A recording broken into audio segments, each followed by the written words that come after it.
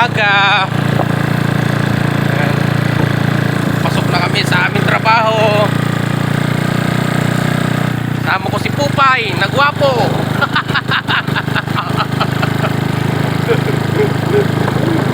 Umaga na. Gising na kayo. Lamig. May hamog. May pag.